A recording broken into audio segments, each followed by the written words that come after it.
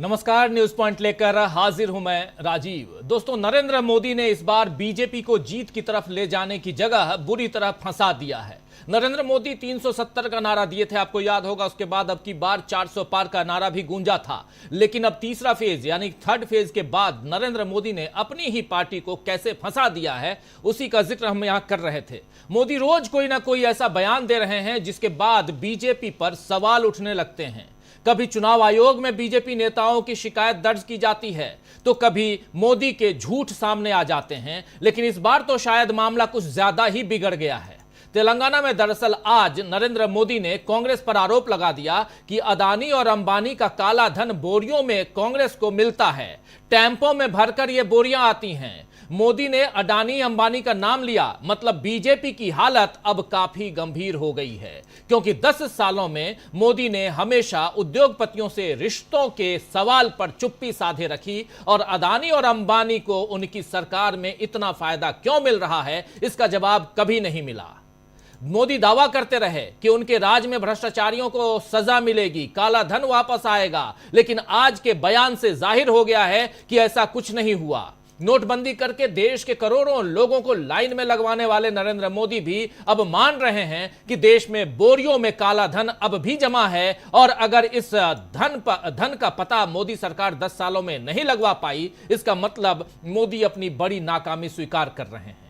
और क्या कुछ कहा है, जरा उनकी ही बान की यानी नरेंद्र मोदी की जुबानी जरा सुन लीजिए। और यहां सीधा आरोप लगा रहे थे वो शहजादे कहकर राहुल गांधी पर, सुनिए जरा। साथियों, आपने देखा होगा ये कांग्रेस के शहजादे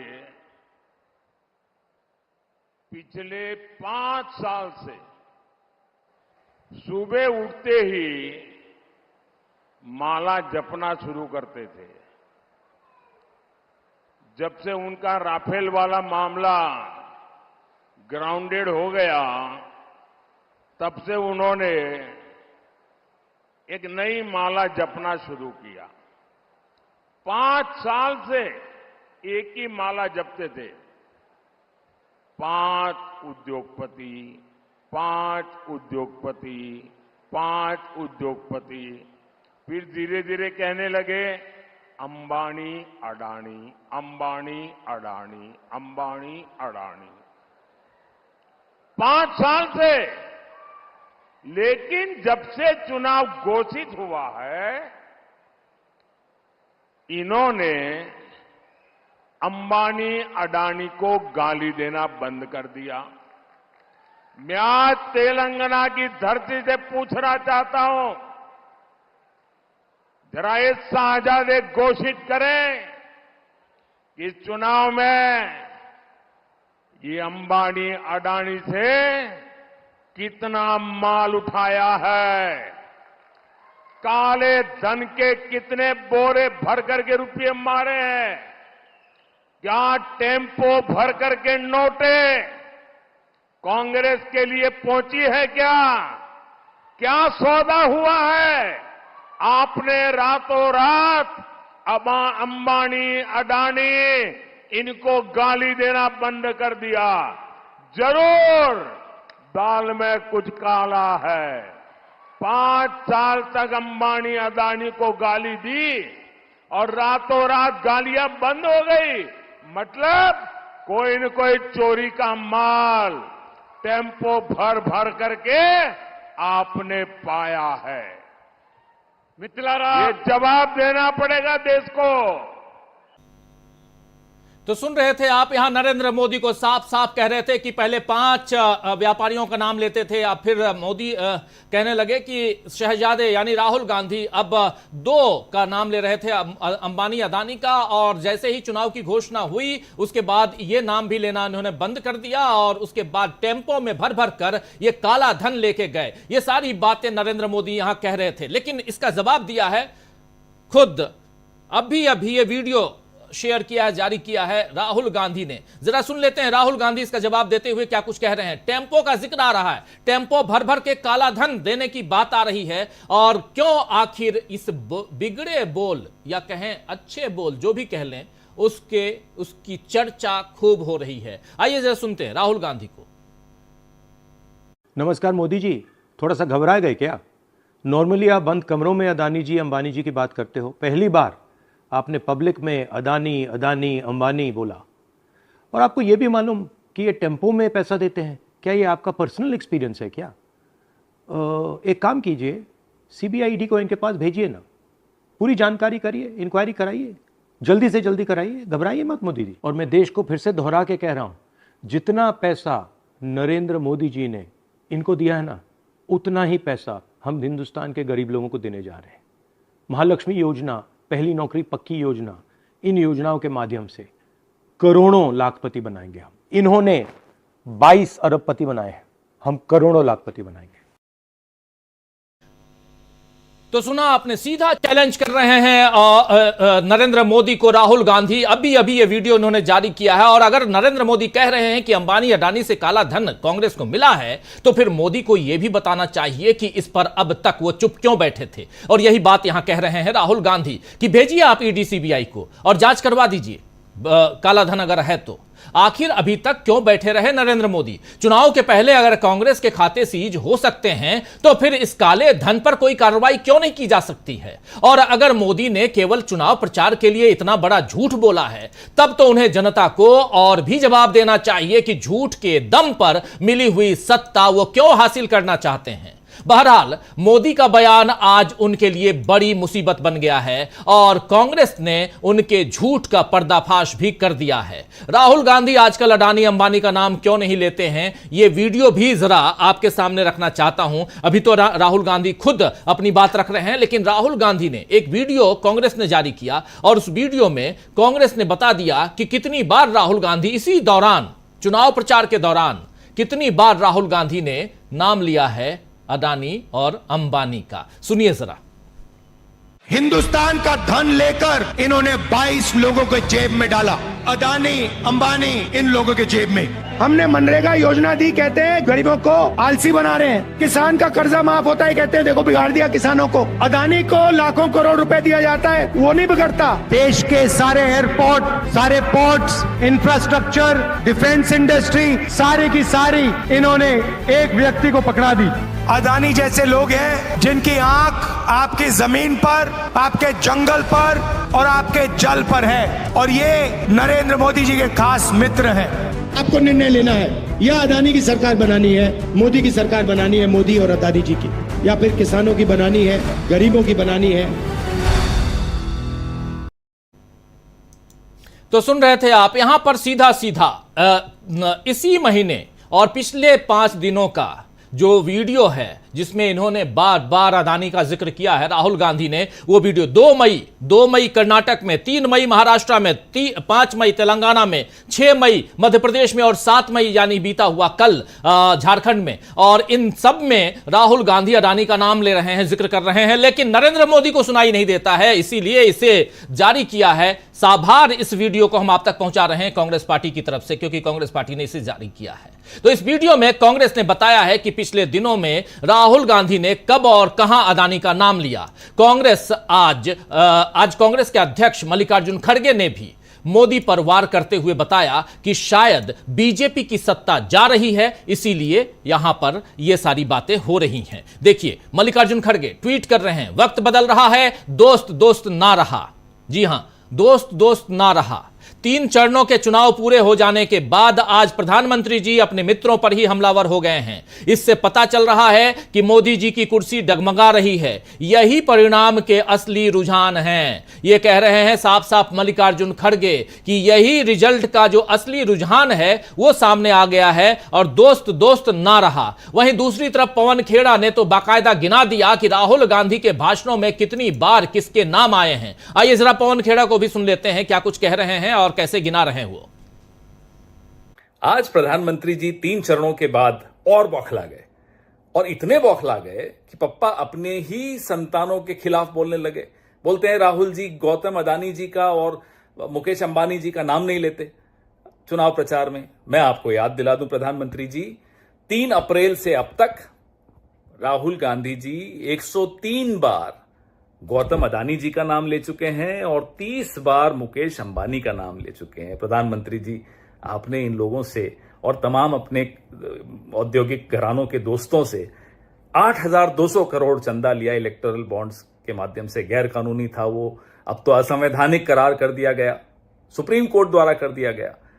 पैसा लेते वक्त तो आपको कुछ नहीं फर्क पड़ा, अब जब जरा सा चुनाव हारने की स्थिति में आए तो इन्हीं के खिलाफ हो गए।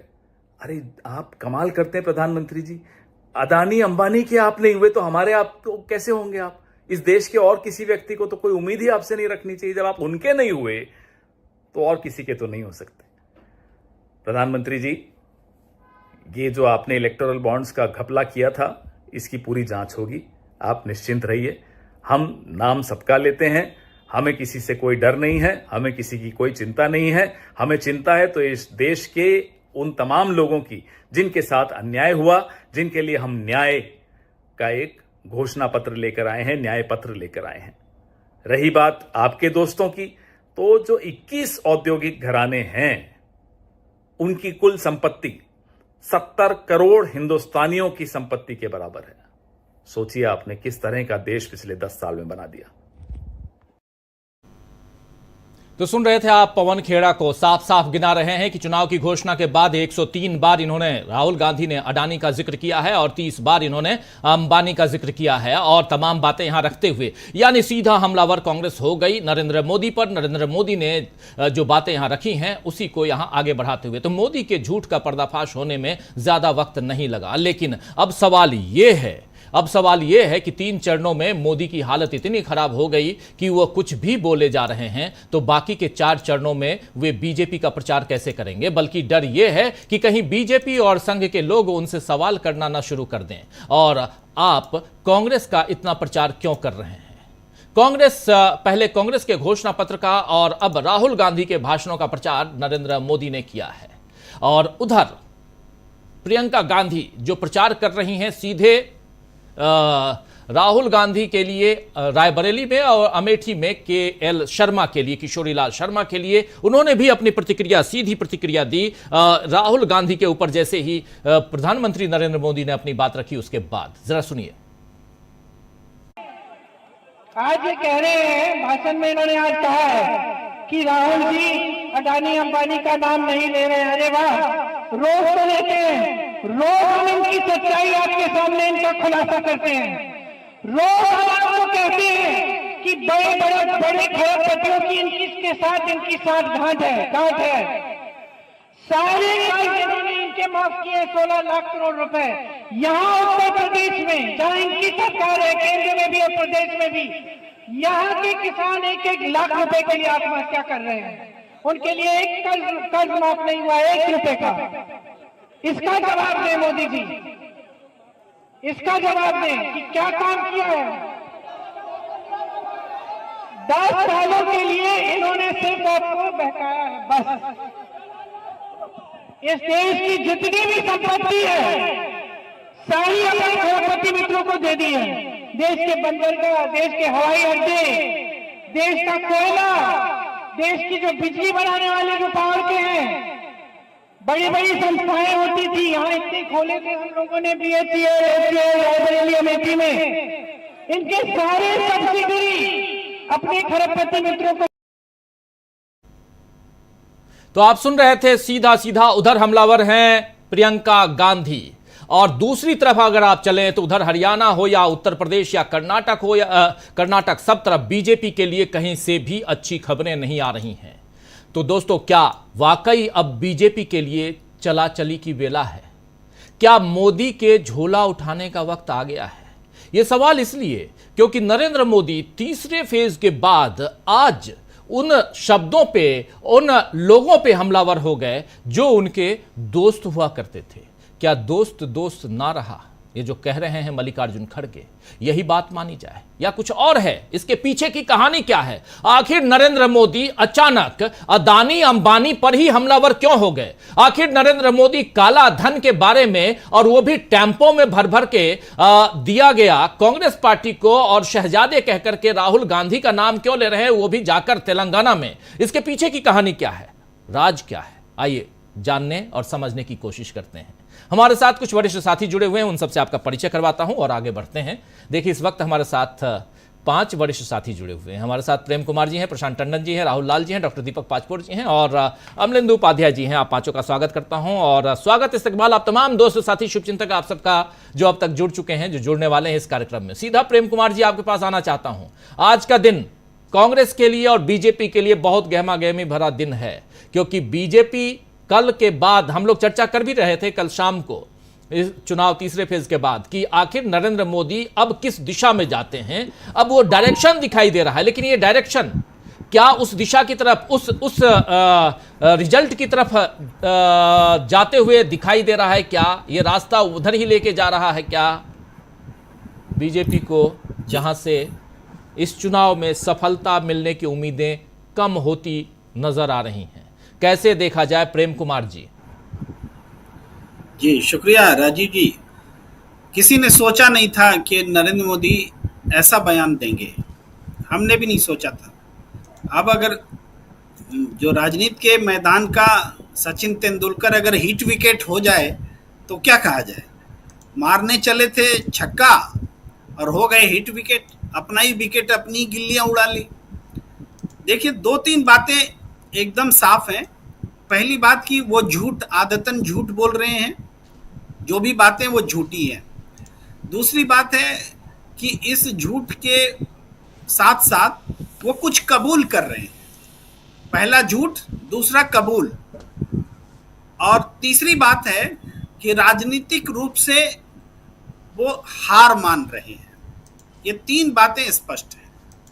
पहली बात को झूठ अगर हम देखें तो ये सफेद झूठ है कि राहुल गांधी ने अंबानी अडानी पर हमला कम कर दिया है या बोलना कम कर दिया है। कभी कम नहीं हुआ। ये उसी तरह का झूठ है कि कांग्रेस पार्टी आएगी, इंडिया गठबंधन सत्ता में आएगी तो आपका मंगलसूत्र ले लेगी, आपके भैंस ले लेगी, आपका बंटवारा कर देगी, वगैरह वगैरह। ये उससे भी बड़ा झूठ है कि भाई अंबानी अडानी से इन्होंने समझौता कर लिया। आपने बताया ही कि 103 बार बीते अप्रैल से लेके अब तक, कांग्रेस के हवाले से ही आपने बताया कि हमला अडानी का नाम लिया गया है, 30 बार अंबानी का नाम लिया गया है। अब इससे ज्यादा और क्या फ्रीक्वेंसी चाहते हैं नरेंद्र मोदी, और क्यों चाहते हैं भाई? आज तक तो ये हालत थी कि नरेंद्र मोदी जी की सरकार सदन में किसी को अडानी का नाम लेने नहीं देती थी। अगर किसी ने नाम लिया तो उसको कार्यवाही से बाहर, संसद की सदस्यता खत्म, और बड़ी 1-2 नहीं कई एक एग्जाम्पल रहे, एक साथ 147 सदस्यों की सदस्यता भी गई। सब इसलिए कि उद्योगपतियों के खिलाफ बोला जा रहा था, क्रोनी कैपिटलिज्म के खिलाफ बोला जा रहा था जी। तो झूठ के बाद एक बात जो उन्होंने कबूल की है, कबूल ये की है कि हमारे देश में काला धन है। ये काला धन हमारे मित्र अंबानी और अडानी के पास भी है, और ये बोरियों में भर भर करके काला धन ले जा रहे हैं और दे रहे हैं। राहुल गांधी को दे रहे हैं, वो ये कह रहे हैं इसलिए कि वो चुप रहे। तो अगर काला धन है तो ये आपकी कमजोरी है कि काला धन है, आपके झूठे दावों की पोल खोलता है कि काला धन है। और काला धन है तो आपकी सरकार का निकम्मापन है कि वो काला धन मूव भी कर रहा है, आपको पता भी है, फिर भी आपकी ईडी सोई हुई है, सीबीआई सोया हुआ है, सब लोग सोए हुए हैं और आप कुछ कर नहीं पा रहे। यानी लाचार सरकार का, अपनी बेबसी का भी वो प्रदर्शन कर रहे हैं। एक तो मित्रों पर हमला, मित्रों को क्यों फंसा रहे हैं ये बात भी समझ में नहीं आ रही है। वो अंबानी अडानी को क्यों फंसा रहे हैं ये बात भी अबुझ पहेली है। और तीसरा जो है, तीसरी बात जो मैं कह रहा हूं वो ये है कि सत्ता पक्ष विपक्ष की तरह व्यवहार करने लगा है। सत्ता पक्ष अब उद्योगपतियों के खिलाफ काला धन की बात करने लगा है, और जो विपक्ष है उसको सौंप रहा है कि लीजिए सत्ता का कैरेक्टर हमसे ट्रांसफर लीजिए और आप उद्योगपतियों के लिए मत बोलिए। ये स्वयं नरेंद्र मोदी जी अपने मुंह से कर रहे हैं। अब राहुल गांधी उनको मानेंगे नहीं, ये पता है। वो क्रोनी कैपिटलिज्म के खिलाफ बोलते रहेंगे, करते रहेंगे, ये पता है। कुछ लोग बोलते हैं कि छत्तीसगढ़ में अडानी को काम मिल गया, राजस्थान में अडानी को काम मिल गया या अंबानी को मिल गया, वगैरह वगैरह। लेकिन किसी सरकार का काम गलत तरीके से किसी उद्योगपति को काम रोकना नहीं होता है, लेकिन किसी उद्योगपति को गलत करते रहने देने से रोकना जो जिम्मेदारी होती है, और मोदी सरकार ने उस पर जो अमल नहीं किया उसके खिलाफ विपक्ष का गुस्सा था। भाई कोयला आप मंगा रहे हैं बाहर से जी, हाई इनवॉइस पर मंगा रहे हैं, हमारे देश के लोगों को महंगी बिजली खरीदने के लिए बाध्य कर रहे हैं, इधर भी कमा रहे हैं उधर भी कमा रहे हैं, और उसकी कोई जांच नहीं हो रही है। भाई शेल कंपनियों से शेयर के मार्केट अपना हाई कर रहे हैं, पूरे बाजार पर बुरा असर डाल रहे हैं, अपने आप को देश का नंबर 1 उद्योगपति बना दिया। हालांकि अब नहीं है, अब गिर चुके हैं, लेकिन बनाया तो वो उस पर कभी कोई आपने रुकावट नहीं डाली, देश का पैसा लूटने दिया। इस लूट के खिलाफ विपक्ष बोलता है कि कुछ उद्योगपतियों को ही सारा काम क्यों मिलेगा, देश के सारे कारोबारी क्यों बैठे रहेंगे, उनको काम क्यों नहीं मिलेगा। इस आवाज को कभी राहुल गांधी ने कम नहीं किया है। और कोई मई का महीना है, आज 8 तारीख है, 5 दिन उन्होंने अडानी अंबानी के खिलाफ बयान आपने चलाए, 8 दिन में 5 दिन बोल रहा है, और कैसे बोला जाता है। तो इसलिए झूठ और राजनीतिक रूप से बेबसी और सत्ता हाथ से निकल रही है, इसका संदेश साफ साफ तौर पर नरेंद्र मोदी जी देते दिख रहे हैं। जी जी, बिल्कुल बिल्कुल, बहुत सारी बातें, और इन बातों के जड़ में जाने की हम कोशिश करेंगे। हमारे साथ जुड़ गए हैं हमारे साथी, हमारे एग्जीक्यूटिव एडिटर जयशंकर गुप्त जी। जयशंकर जी, आपका स्वागत करता हूं। सीधा आना चाहता हूं राहुल लाल जी आपके पास, किस हिसाब से आप देखते हैं राहुल लाल जी, एक तरफ नरेंद्र मोदी आज पहली बार जुबान खोलते हैं तो उसमें काला धन को भी लपेटते हैं, लेकिन यही नरेंद्र मोदी हैं जो सदन में जिनके भाषण से पहले जब राहुल गांधी भाषण दे रहे थे और एक तस्वीर दिखा रहे थे कि आपका और अदानी का रिश्ता क्या कहलाता है पूछ रहे थे, तो उसको कैंची से कुतर दिया गया था, मतलब उस भाषण के अंश को नहीं दिखाया गया था, राहुल गांधी को बाहर कर दिया गया। उसके बाद क्या कुछ हुआ राहुल गांधी के ऊपर हम सब ने देखा है, जिक्र अभी कर भी रहे थे प्रेम कुमार जी। आज अचानक नरेंद्र मोदी को अदानी अंबानी का नाम लेने की जरूरत क्यों आन पड़ी, राहुल लाल जी? राजीव जी, आज सोचिए कि कल तीसरे चरण के चुनाव संपन्न हुए हैं, और तीसरे चरण के चुनाव कहां पे थे। एक तरह से सोचिए कि गुजरात जैसी जगह में भी हम लोगों ने पहले चर्चा की है कि क्या स्थितियां रही, उत्तर प्रदेश में क्या स्थिति है, कर्नाटक में चुनाव खत्म हो चुके हैं, महाराष्ट्र में भी परिस्थितियां बिल्कुल इनके हाथ से निकल चुकी है। तो एक तरह से जो पूरा मामला है तीसरे चरण तक में चुनाव, वो भारतीय जनता पार्टी के हाथ से निकलने के लगभग निकल चुका है वो। और वैसे में प्रधानमंत्री जी को अब वो उनके बौखलाहट में दिया हुआ बयान है।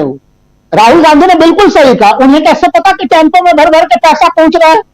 इसका मतलब है कि इलेक्ट्रल बॉन्ड से जो पैसे मिले हैं वो तो पैसे मिले ही हैं, क्या पैसे बोरे में भर भर के भी भारतीय जनता पार्टी को प्राप्त होते रहे अब तक के चुनाव में। और राहुल गांधी जी ने जो चुनौती खड़ी की है कि आपको कराना कराइए ना, ईडी से जांच कराइए, इनकम टैक्स से जांच करा लीजिए अपने मित्र बंधुओं की।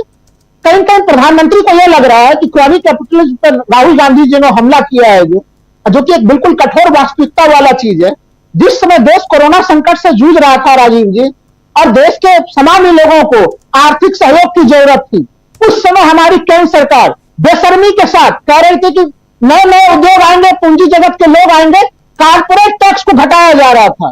30% वाले कारपोरेट टैक्स को अलग अलग परिस्थितियों के अनुसार घटाते हुए कुछ शर्तों के अनुसार 22% भी था, नए निवेश कर रहे कारपोरेट टैक्स घटते हुए जो है वो 15% तक भी था। तो आपको कारपोरेट टैक्स में क्या छूट देने की जरूरत थी, जबकि तमाम अर्थशास्त्री कह रहे थे राजीव जी उस समय कि उस समय सामान्य लोगों के पॉकेट में पैसे जाने चाहिए, लोगों के रोजी रोजगार और धंधे बंद हुए। आपको याद होगा तब वित्त मंत्री निर्मला सीतारमण लोगों को आर्थिक मदद नहीं कर रही थी, लोगों को लोन बांटने में लगे हुए थे। उसमें क्या लोग कर्ज लेने की हालत में थे राजीव जी, लोग बेरोजगार होकर घर में बैठे हुए थे। वहीं से तो वो एक आर्थिक असमानता की जबरदस्त स्थिति बनी कि अमीर लोग अमीर हो गए, हमारा असंगठित क्षेत्र आज तक खत्म हो गया और असंगठित क्षेत्र पे कब्जा हो गया इन चंद पूंजीपतियों का।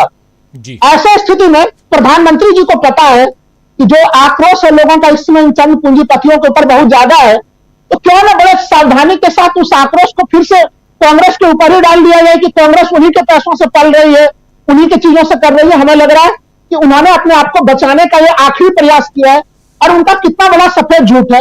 मैंने भी जब प्रधानमंत्री के इस बयान को सुना राजीव जी, तो उस बयान को हमें भी काफी आश्चर्य हुआ कि राहुल गांधी तो भाई लगातार मई महीने में हर भाषण में जो अडानी अंबानी का नाम ले रहे हैं, अब कितना जोर से वो नाम ले कि प्रधानमंत्री सुन सके उनके नामों को।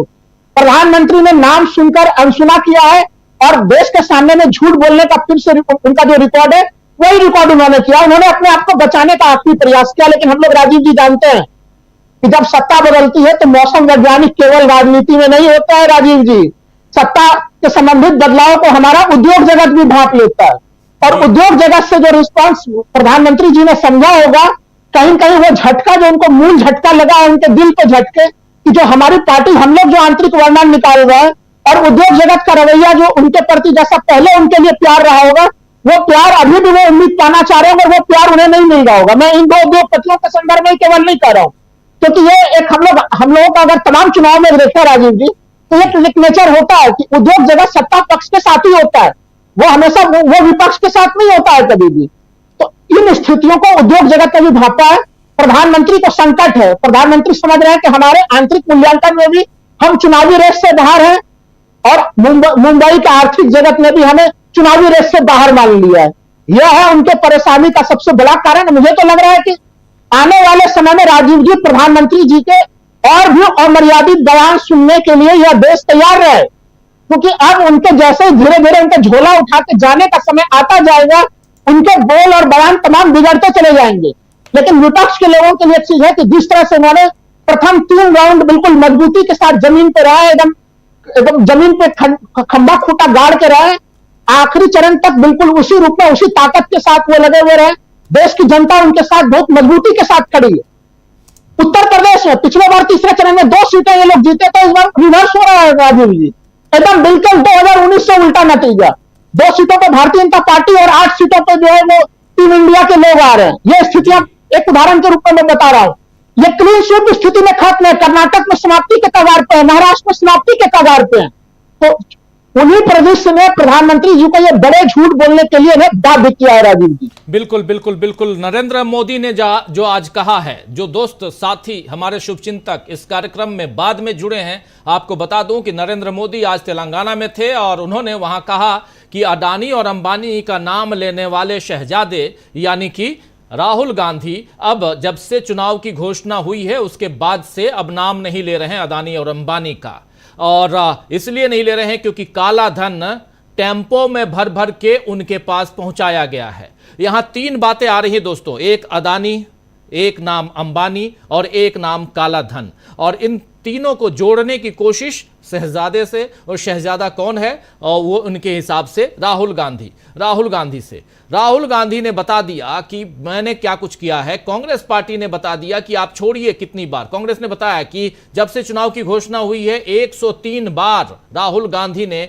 अडानी का जिक्र किया है, 30 बार अंबानी का जिक्र किया है। चलिए ये तो रिकॉर्ड है क्योंकि भाषण हर जगह रिकॉर्ड में रहता है। उसके अलावा इन्होंने एक वीडियो भी जारी कर दिया, कांग्रेस पार्टी ने उस वीडियो में बता दिया कि कहां कहां, उस वीडियो को जरा ले आइए एक बार फिर से उसको दिखा देते हैं। उसके बाद राहुल गांधी ने भी एक वीडियो जारी किया है दोबारा बाद में, पहले उस वीडियो को देखिए कहां कहां राहुल गांधी ने अंबानी या अडानी का जिक्र किया, सुनिए। हिंदुस्तान का धन लेकर इन्होंने 22 लोगों के जेब में डाला, अडानी अंबानी इन लोगों के जेब में।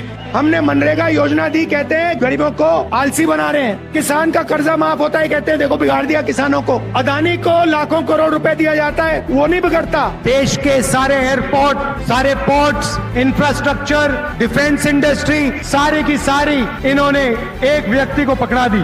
अडानी जैसे लोग हैं जिनकी आंख आपकी जमीन पर, आपके जंगल पर और आपके जल पर है, और ये नरेंद्र मोदी जी के खास मित्र हैं। आपको निर्णय लेना है, या अडानी की सरकार बनानी है, मोदी की सरकार बनानी है, मोदी और अडानी जी की, या फिर किसानों की बनानी है, गरीबों की बनानी है।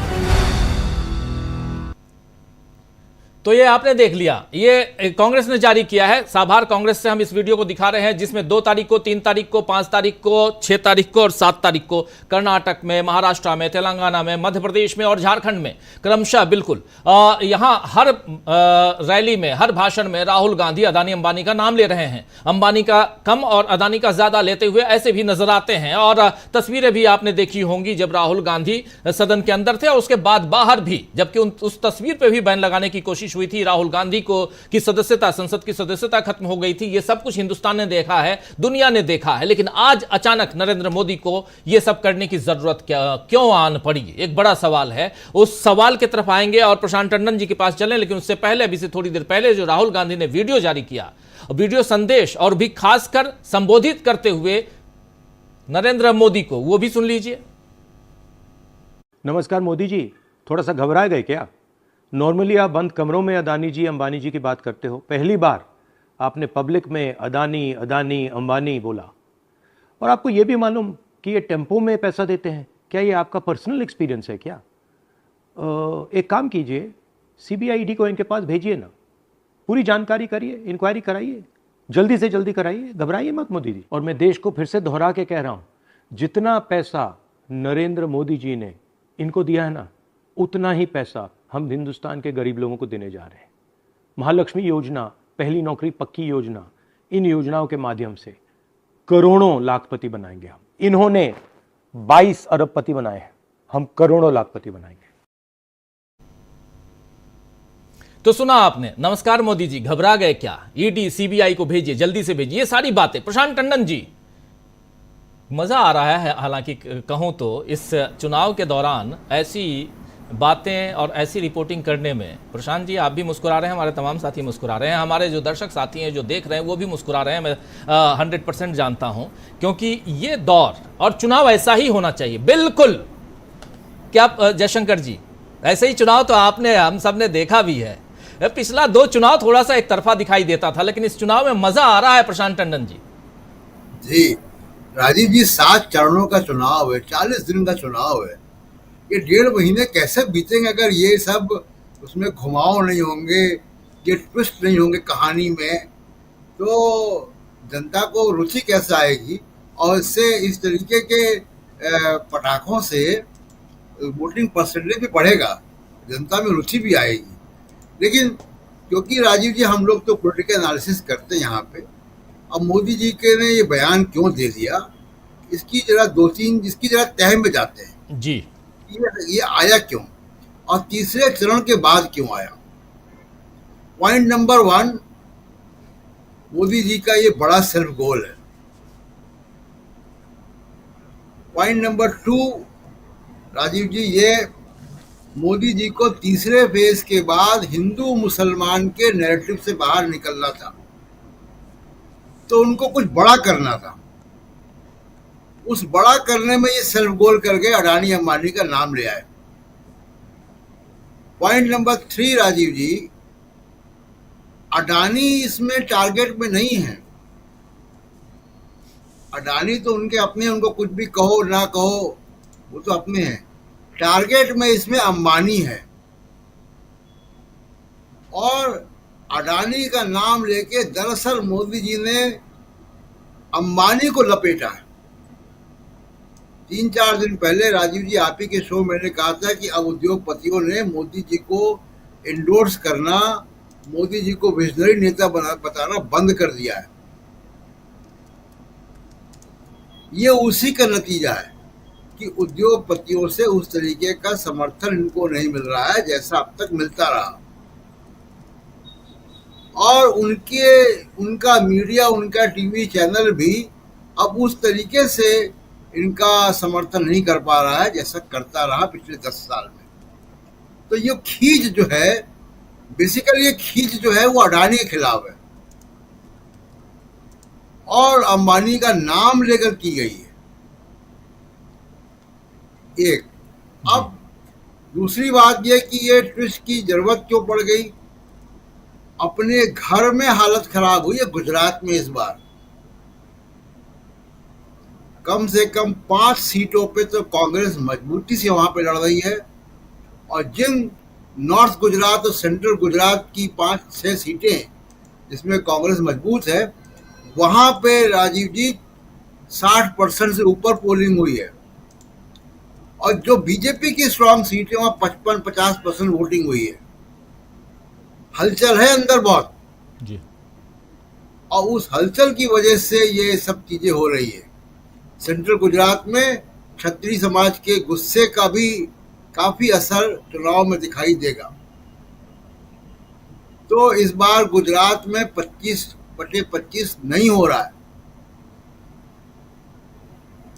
और मोदी जी के आने के बाद मतलब तीसरी बार जो कोशिश कर रहे तो नहीं हो रहा है। पिछले 2 बार ये हो रहा था। इसकी परेशानी है। उत्तर प्रदेश की परेशानी, उत्तर प्रदेश में इस बार फिर खराब गया है और उत्तर प्रदेश में इनके लिए एक नई परेशानी खड़ी हो गई है कि मायावती ने कल आकाश आनंद को पार्टी के कोऑर्डिनेटर पद से और अपने उत्तराधिकारी के पद से हटा दिया। क्यों हटा दिया? क्योंकि उन्होंने सीतापुर में एक अग्रेसिव स्पीच दे डाली बीजेपी के खिलाफ और बीजेपी सरकार को तालिबानी सरकार कह दिया। उसकी वजह से मायावती ने उनको हटा दिया और जब हटा दिया तो जाहिर सी बात है कि वो जो बी टीम का लेबल है मायावती पे वो चिपक गया। बातें चल रही थी लेकिन कल की शाम ये करने के बाद पूरी तरीके से चिपक गया। अब जो बीजेपी के वहाँ पे कैंडिडेट है, बीएसपी के कैंडिडेट है, वो नुकसान बीजेपी करेंगे क्योंकि जो वोट काटने वाली जो बात थी वो वोट अब बीजेपी कटेंगे, वो अब इंडिया गठबंधन के वोट नहीं कटेंगे वहाँ पे जी। तो ये 3-4 बड़ी परेशानियां हैं जो मोदी जी भैंसों से लेकर मंगलसूत्र से लेकर और अब अडानी अंबानी पर आ गए। राजीव जी बिल्कुल बिल्कुल, भैंस, मंगलसूत्र, मुस्लिम लीग, मछली, मटन, क्या क्या नहीं कह रहे थे और गोधरा भी कह लिया प्रधानमंत्री नरेंद्र मोदी ने। कुछ कुछ ऐसे ऐसे शब्दों का इस्तेमाल जो पहले नहीं करते थे वो सब उन्होंने कर लिया। जल्दी से आना चाहता हूं जयशंकर जी आपके पास। जयशंकर जी, आखिर यहां तक अदानी अंबानी तक बहुत तकलीफ हुई होगी ना नरेंद्र मोदी जी को ये शब्द का इस्तेमाल करने में, लेकिन यहां तक ये इस बात को समझने की हम कोशिश करते हैं, तह तक जाने की कोशिश करते हैं। हमारे 3 साथी वहां तक पहुंचने की कोशिश कर रहे थे। जरा आपके जरिए भी पहुंचना चाहता हूं कि यहां तक पहुंचने में इतना वक्त लगा नरेंद्र मोदी को। 10 साल हो गए, नाम नहीं ले रहे थे। जो नाम लेता था उसके साथ जो होता था वो सब हम लोगों ने देख लिया और उसके बाद आज आखिर यहां आ गए और अब की बार भ्रष्टाचार पर प्रहार, काला धन, सब कुछ कहते थे, लेकिन अब यहां अदानी अंबानी का जिक्र करके क्या कुछ बताना चाह रहे हैं नरेंद्र मोदी? क्या सचमुच तीसरा फेज जो है वो आखिरी कील साबित हो चुका है? यकीनन तीसरा फेज उनके लिए ताबूत में आखिरी कील तो अभी और लगेंगी, मतलब आखिरी नहीं कह सकता मैं, लेकिन मजबूत कील लगी है उनके ताबूत में, इसमें कोई दो राय नहीं है। देखिए, मैं तो मतलब इन दिनों ऐसे भी बहुत कम देखता हूँ टेलीविजन, लेकिन जो उनकी बातें आती हैं तो सुनते हैं या पढ़ते हैं कभी, तो उससे हंसी अब नहीं आती है, गुस्सा भी नहीं आता है, अब तरस आता है। मुझे लगता है कि वो वाकई कुछ मानसिक संतुलन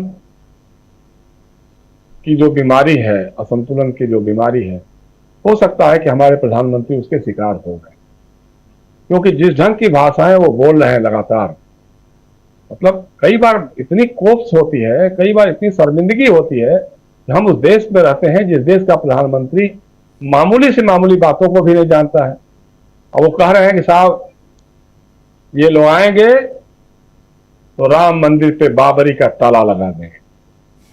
ये कौन मूर्ख सोच सकता है? सपने में भी कोई मूर्ख ऐसा सोच सकता है क्या? जो मंदिर बन गया है, कभी कांग्रेस ने, कभी विपक्ष ने, किसी ने विरोध नहीं किया। सुप्रीम कोर्ट का जो फैसला आया, उस फैसले के सब लोग साथ खड़े रहे, यहां तक कि जो वहां के मुस्लिम भाई हैं उन्होंने भी उस तरह से कोई विरोध नहीं किया। लेकिन ये आदमी कह रहा है कि नहीं साहब, इनकी सरकार आएगी तो पलट देंगे और उस पर ये कर देंगे। आज मैं देखा कहीं कि कह रहे हैं कि साहब वो इन्होंने कांग्रेस ने ओबीसी का कोटा हटा दिया था, ओबीसी का आरक्षण हटा दिया था। कब हटा दिया था हमारी तो आज तक जानकारी में नहीं है, हमने देखा है। मतलब कम से कम हम इंदिरा गांधी से लेकर के अब तक के तमाम प्रधानमंत्रियों के भाषण भी सुने हैं, कई बार कवर भी किए हैं, लेकिन इतना घटिया भाषण कभी सुना नहीं। कल वहां जाके कहीं कहा कि साहब वो वायनाड को लेकर के मुसलमानों से पैक्ट हो गया है कि आप इनको हमको वोट दीजिएगा तो हम आपके लिए आरक्षण देंगे। कब कहा, कहां कहा, कौन सी पैक्ट है भाई, कौन से घोषणा पत्र में लिखा है भाई? लेकिन उसके बारे में कोई चर्चा नहीं।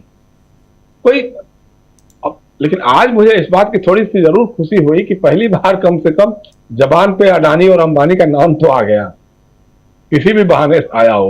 अब थोड़ा इसी बहाने चीन का नाम भी ले ही लीजिए, क्योंकि वो तो जिनपिंग भाई आपके पता नहीं क्या लगते हैं, मालूम नहीं है कि चीन और जिनपिंग का नाम नहीं लेते थे, उसी तरह से अडानी का नाम नहीं लेते थे आप।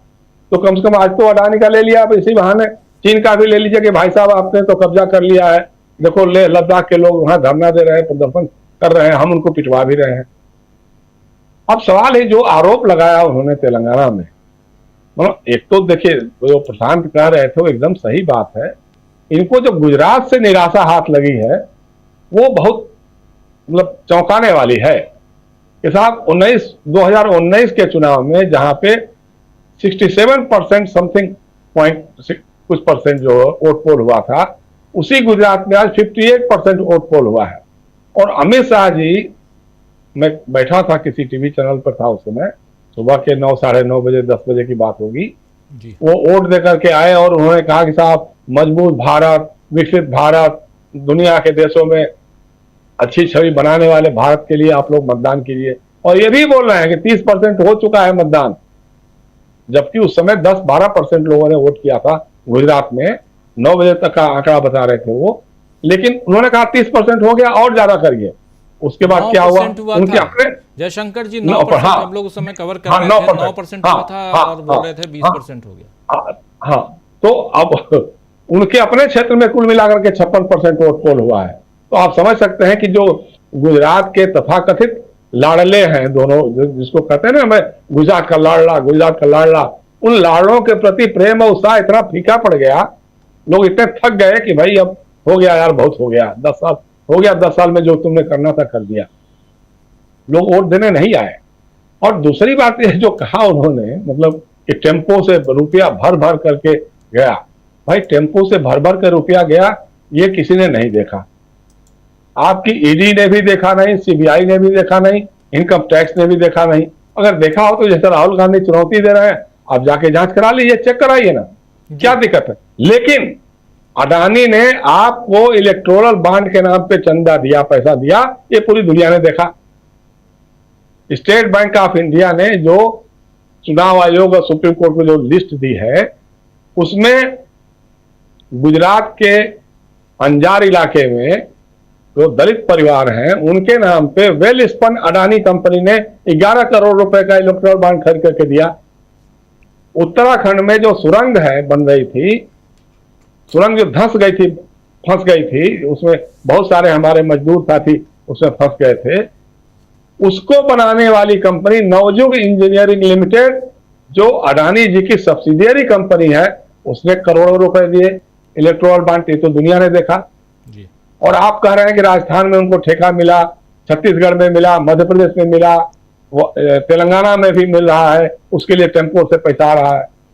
भाई आप एक कहीं भी दिखा दीजिए कि राहुल गांधी ने या प्रियंका गांधी ने या मल्लिकार्जुन खड़गे ने किसी पर दबाव बनाया हो, ईडी के जरिए, सीबीआई के जरिए, इनकम टैक्स जरिए, कि भाई अडानी को ठेका दे दो।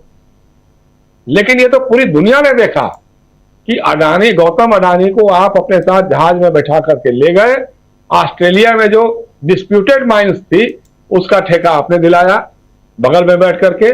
वहीं बगल में स्टेट बैंक ऑफ इंडिया की अरुंधति मुखर्जी मेरे ख्याल शायद, उन्होंने लोन सैंक्शन किया उस डिस्प्यूटेड माइंस के लिए। ये तो दुनिया ने देखा, ये दुनिया ने देखा कि साहब ईडी के दबाव में किन किन कंपनियों ने आपको चंदा दिया। तो ये सारी चीजें तो सामने हैं, इसमें तो कहीं कोई दो राय नहीं है। लेकिन सबसे बड़ी बात क्या है, इनकी जो होता है ना कि जब विनाश होने का होता है तो बुद्धि भी हर ली जाती है, कि जब नाश मनुष्य पे छाता है पहले विवेक मर जाता है। तो अल्लबल बातें, ऐसी बातें बोलना शुरू कर दिया उन्होंने। अब जिस तरह से तीसरे फेज का चुनाव गया, मतलब इनका दुर्भाग्य कि कर्नाटका का चुनाव भी कल ही था, 14 सीटों पे चुनाव हुआ। उसी के कुछ दिनों पहले जो पूर्व प्रधानमंत्री एचडी देवेगौड़ा के सुपौत्र कह सकते हैं या कुपौत्र जो भी कह सकते हैं आप, जिसने 2700 या 2900 महिलाओं के साथ बलात्कार, यौनाचार, जो भी कह सकते हैं, यौन उत्पीड़न कि वीडियो बनाया, उसका मामला, उसका वीडियो वायरल हो गया। वो तो गया था 26 अप्रैल के पहले ही, जिस दिन चुनाव हो रहा था वहां पे हासन और मंड्या में।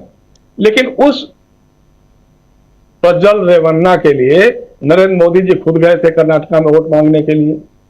एचडी कुमारस्वामी के लिए, दोनों के लिए, एक के लिए हासन से, दूसरे के लिए मंड्या से वोट मांग रहे थे और कह रहे थे कि ये प्रज्वल रेवन्ना जीतेंगे, एचडी कुमारस्वामी हमारे भाई जीतेंगे तो हमारे हाथ मजबूत होंगे।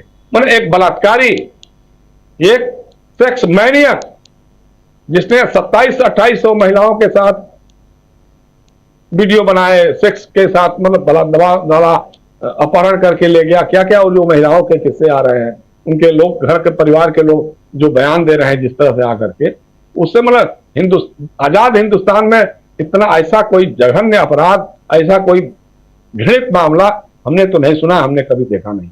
लेकिन ये हुआ, वो इनके सहयोगी हैं।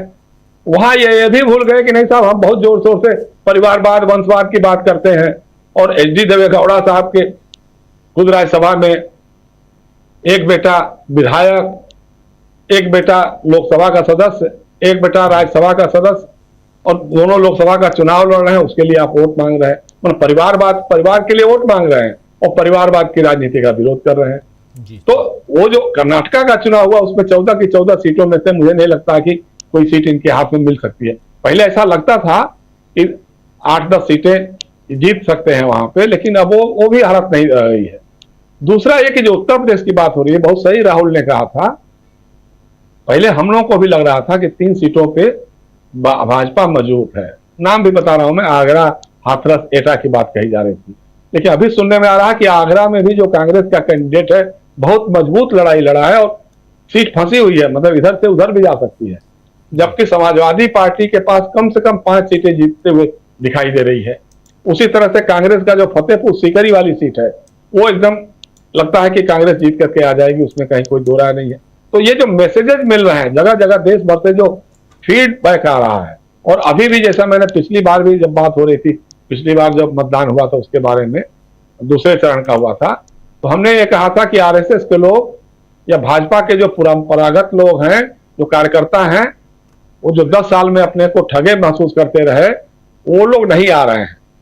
इन्होंने इतने पन्ना प्रमुख बनाए, इतने पन्ना प्रमुख बनाए, और सब पन्नों के साथ सो गए लोग। पन्नों के ऊपर सर रखा, उन्होंने सो गए वो, क्योंकि उनको लगा कि भैया जब कांग्रेस से और दूसरी पार्टियों से आए हुए लोगों का ही झंडा ढोना है, उन्हीं लोगों के लिए वोट दिलाना है, तो फिर ठीक है, घर बैठना ज्यादा अच्छा है। तो ये अभी भी वो स्थिति दूर नहीं हुई है। तो ये हालत है कुल मिलाकर के, जो हमारे मित्रों ने सही कहा है, आने वाले दिनों में बौखलाहट और बढ़ेगी। और कितने तरह के घृणित बयान, देखिए इनका मकसद यह है राजीव जी, कि चाहते हैं कि किसी बहाने दंगे हो जाएं, झगड़े हो जाएं, तनाव पैदा हो जाए, ताकि सांप्रदायिक आधार पर ध्रुवीकरण का मौका बनाए। अब आप देखिए, इसी समय पहले तो पुलवामा हो गया 2019 में, अभी वहां सुरनकोट में जाकर के एयरफोर्स के लोगों पे हमला हुआ। अभी लगातार अफवाहें रोज आ रही हैं। पहले आया कि दिल्ली में एनसीआर में स्कूलों में बम रखने की अफवाह कहां से आई है, विदेश से कहीं से आई है। फिर पता लगा नहीं साहब, बिहार के राजभवन में बम होने की अफवाह भी आई है, अभी कहीं और से सुनाई दे रहा है। तो लगातार इस तरह की कोशिशें ऐसी हो रही हैं, जिससे लगता है कि ये लोग चाहते हैं कि किसी न किसी बहाने दंगे हो जाएं, उपद्रव हो जाए और सांप्रदायिक ध्रुवीकरण करने का मौका मिले। लेकिन इनकी मजबूरी यह है, इनकी सबसे परेशानी का कारण यह है कि लोग, दूसरा पक्ष जो है उत्तेजित नहीं है। किसी लेवल पर भी वो कह रहा ठीक है भैया, मारो पीटो गाली दो, जो जो कहना है सब कर लो, लेकिन हम रिएक्ट नहीं करेंगे। और ये इनकी हार का सबसे बड़ा कारण है। जी राजीव जी, बिल्कुल बिल्कुल। दोबारा आता हूं आपके पास, जल्दी से आना चाहता हूं प्रेम कुमार जी आपके पास एक कमेंट के लिए। आखिर क्या आपको भी लगता है कि नरेंद्र मोदी ने तीसरा फेज आते आते सेल्फ गोल कर लिया है? जी राजीव जी, हमने तो सेल्फ गोल को बताया ही था कि उन्होंने छक्का मारने की कोशिश की और अपनी गिल्लियां ही उड़ा ली। तो ये सेल्फ गोल ही है कि अपना कैसे गिल्ली उड़ा दिया जाता है। ये इस पूरे चुनाव का देखिए, क्लाइमेक्स तो बाद में तय होगा कि कौन सा पॉइंट था, लेकिन हो सकता है कि यही क्लाइमेक्स हो, क्योंकि इसमें बेचारगी है, बेबसी है, हार को मानने वाली बात है। और अपने पुराने काले कारनामे, कि काला धन है उद्योगपति के पास, फिर भी हम कुछ नहीं कर पाए, मेरी हिम्मत नहीं थी कि हम उद्योगपति से कुछ उसके अगेंस्ट में काम कर पाए, इन सब की स्वीकारोक्ति भी है। एक तरह से उन्होंने अपने बुरे कारनामों को स्वीकार किया है। ये अब जनता इसको जरूर देखेगी, इस बात को, कि जिस बात को समझाने में राहुल गांधी इतने दिनों से लगे हुए थे, उस बात को प्रधानमंत्री नरेंद्र मोदी ने कबूल कर लिया कि हाँ, इस देश में काला धन है, उद्योगपतियों के पास है, अंबानियों अडानियों के पास है, और उस काला धन को हम ले नहीं पा रहे हैं, उस पर कोई एक्शन नहीं ले पा रहे हैं। आज भी वो कह रहे हैं कि बोरे में भर के जा रहा है, लेकिन बोरे में भर के जा रहा है फिर भी कुछ कर नहीं पा रहे हैं। अब तो यह हालत कि राहुल गांधी का भी कुछ नहीं कर पा रहे हैं। ये भी इसका मतलब निकलता है कि आपको काला धन जो है उद्योगपति दे रहा है, और फिर भी हम बेबस है, लाचार हैं। इतना बेबस, इतना लाचार, वो विश्व गुरु, वो दुनिया के सबसे बड़ी पार्टी का नेता, उसकी सरकार का प्रधानमंत्री, ये तो समझिए कि हर तरह से इस चुनाव के तीसरे चरण आते आते इस बात को कबूल कर लेना है, ये चुनाव की हार को कबूल करना है। अंदाज अलग अलग होते हैं अपने, बहुत लोग हार के बाद कबूल करते हैं। ये चुनाव को, चलते चुनाव में तीसरे चरण के बाद ही इन्होंने हार कबूल कर ली है। इस बात को हम इसी नोट पर आपको करना चाहेंगे, चूंकि मेरे पास थोड़ा समय की कमी है। जी बिल्कुल। जी जी जी जी जी बिल्कुल, कबूल कर लिया, बिल्कुल सही कह रहे हैं। जल्दी से एक कमेंट लेना चाहता हूं राहुल लाल जी आपसे भी। राहुल लाल जी, आपको क्या लगता है कि यहां पर जो नरेंद्र मोदी अदानी अंबानी का नाम तक नहीं लेते थे, आखिर नाम लेकर यहां जनता के बीच क्या मैसेज देना चाहते हैं? देखिए, राहुल गांधी ने इतना मैसेज तो दे दिया कि अदानी और अंबानी की ये सरकार चल रही है। नरेंद्र मोदी बार बार खुद को इससे पीछे खींचते रहे, लेकिन आज थोड़ा इसको दूसरे ढंग से देखने की कोशिश करें, आपके जरिए समझ लूं जरा जल्दी से, कि आज आखिर ये नाम लेकर के जनता तक क्या पैगाम पहुंचाना चाहते हैं? क्या इनका ये नाम लेना जनता के ऊपर वो मैसेज देगा कि हाँ, राहुल गांधी भ्रष्टाचारियों से पैसा लेके चुपचाप बैठे हुए हैं, राहुल गांधी भ्रष्टाचारी हैं? ये पैगाम पहुंचा पाएंगे नरेंद्र मोदी? मकसद तो यही है। देखिए राजीव जी, अगर ये पैगाम वो पहुंचाना चाह रहे हैं तो ऑटोमेटिक 10 वर्षों से प्रधानमंत्री सत्ता में है। ये आरोप जब वो विपक्ष में होते तो ये आरोप लगा सकते थे, लेकिन आप सत्ता पक्ष में होकर अगर आप ये आरोप लगा रहे हैं तो आप अपने ही सरकार के फेलियर का आप मुहर लगा रहे हैं कि हाँ, भारत सरकार बिल्कुल एक असफल सरकार है। क्योंकि देखिए, अगर मामला अडानी का है तो सोच के देखिए कि तमाम हिंडनबर्ग के रिपोर्ट आते हैं, शेयर बाजार में उफान मचता है, पूरे दुनिया भर के जो है कि हमारे आर्थिक जगत के लोग, तमाम जो सूचकांकों के लोग हैं वो आलोचना करते हैं, और भारत में एक तरह से ईडी की कोई हलचल नजर नहीं आती है हम लोगों को, इनकम टैक्स का कोई हलचल नजर नहीं आता है। सुप्रीम कोर्ट के कहने के बाद फिर सेबी की थोड़ी बहुत जो चीजें होती है वो हम लोगों ने देखा। तो यहाँ पे हमारी एजेंसियां कहां सोई हुई थी?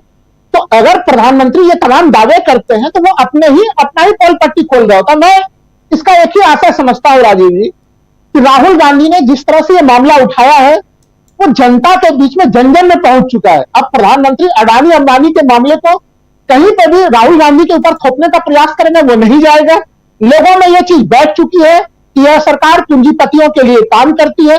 कोई देश की जनता अंधी नहीं है कि उन्हें नहीं दिख रहा कि तमाम एयरपोर्ट किसे जा रहे हैं, तमाम जो है कि दूसरी तरह की चीजें आप किसे आवंटित कर रहे हैं। कोई क्या देश में कोई दूसरा उद्योगपति नहीं है, सब अडानी जी के नाम पर ही सब कुछ चीजें संचालित हो रही है।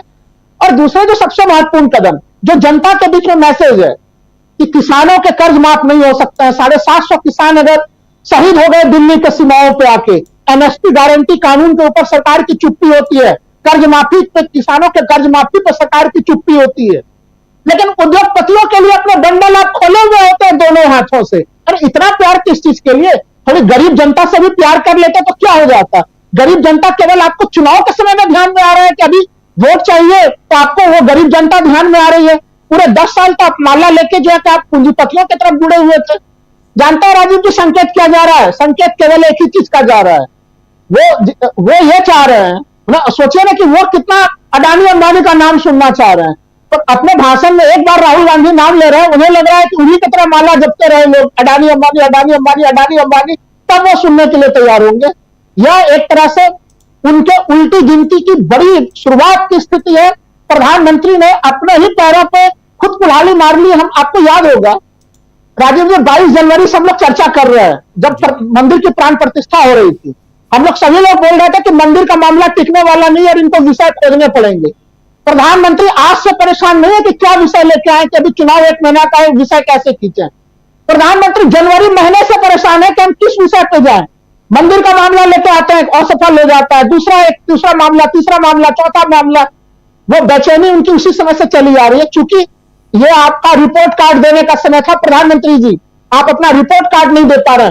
आप वो आंकड़े लेके आते हैं कि आपने बेरोजगारी कितनी दूर की, आपने तमाम क्या क्या योजनाएं दी, आपके स्मार्ट सिटी किधर है। हम लोग देखना चाहते हैं आपके स्मार्ट सिटी किधर है।